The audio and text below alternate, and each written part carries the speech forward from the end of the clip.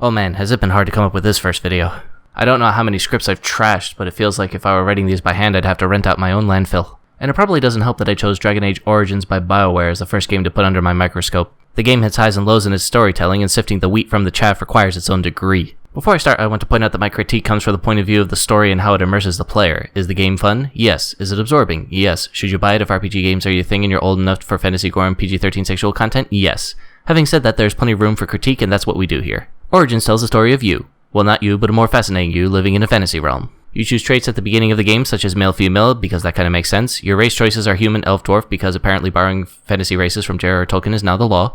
And your class, which dictates your roles, such as warrior, rogue, mage. Oh, the innovation, it hurts! I only mention these because the combination of race and class affects your origin story, and to a lesser degree, your interaction with the world. Regardless of your origin, though, eventually you'll be conscripted by the Grey Wardens, a knightly order dedicated to fighting the Darkspawn, this world's notion of zombie hordes.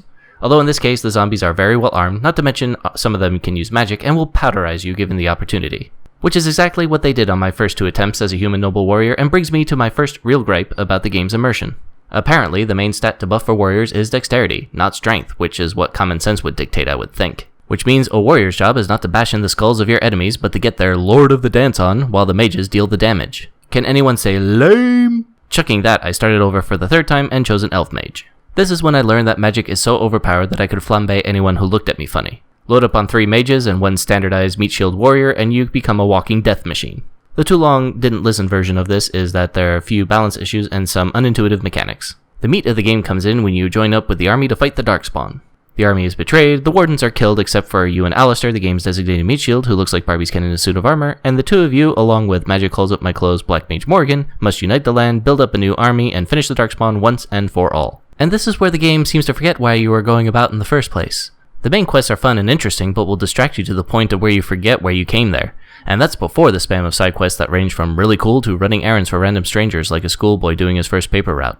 Fortunately, the zombie horde seems to be content to politely wait for you to run said errands before invading in earnest. So, yeah, pacing problems and a lack of focus at times. But the measure of an RPG is in the world building and interactions with the people in it, and all in all the content is somewhat mixed but overall good. My personal favorite quest from a story perspective is the Mage Tower. You come to the tower hoping to recruit the mages in your fight with the Darkspawn, only to find that apparently the mages are somewhat indisposed. Apparently, mages in this world can be possessed by demons and turned into abominations, who are uber powerful mages that look like they were run through a meat grinder.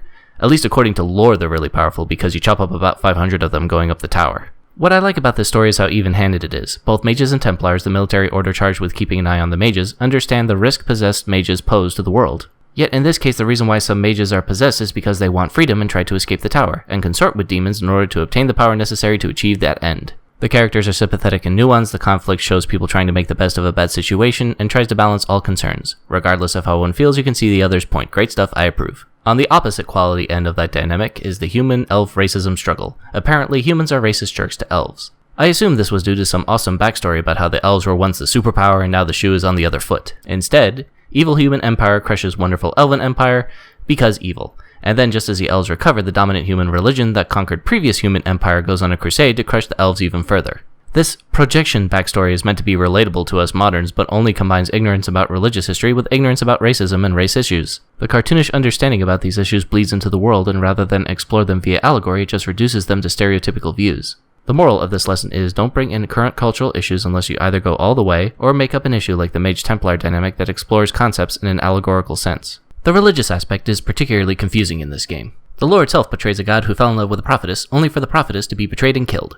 As a result, he sulks off until the chantry becomes the religion that everyone holds. Because reasons. The history of its development reads like the fantasy equivalent of Constantine invented Christianity, but the stories about the prophetess appear to be true according to a particular main quest. The exalted marches, that would be their crusades, seem to occur for arbitrary they ain't reciting our creed issues, which figures mostly prominently in the human-elf racism debacle. Others seem more substantiated, such as defensive wars that have little impact on the story. The social structures that the chantry builds are oppressive in nature, but then again they are at the forefront of charity work during the Darkspawn invasion. It's like half the writing staff wanted to write a sympathetic portrayal of religion and the other half were anti-religious trolls, and the two sides kept changing parts of the script without the other knowing. Shifting gears, most of the non-player characters are pretty well done. Your party members are the most interesting, but there are clearly strong and weak characters. Alistair and Morgan are your first party members, and their writing is great. Sten, on the other hand, a foreigner two-handed sword fighter, is the fifth most important member in a four-person party who will most likely be left on the sideline, hence his responses seem to be limited to one word per. Maybe it's because I played the sequel influencing this, but if there's one quibble I have is that most of your party members feel like they're along for the ride because they have nothing better to do with their time. Alistair makes sense and Morgan has her own motives, but nobody else feels really fleshed out as far as their commitment to the cause. As a result, they seem a bit detached from both the quest and your character, as well as lacking in background that isn't delivered via exposition. This isn't to say that they're bad stories, but the characters feel a bit lackluster and don't develop organically. The conclusion of the game reminds you that you went off to save the world. One decision close to the end has a major impact on the ending, but overall the effects of your decisions in the game only fill out the epilogue in a where are they now fashion. It's a satisfying conclusion nonetheless, which there's nothing wrong with the standard good guys win ending, especially in this age of twist for the sake of twist endings. So yeah, that's pretty much it. The hope is that this will become a series where we examine games like this one and how story and immersion are helped or hindered by story content and or mechanics. Until next time.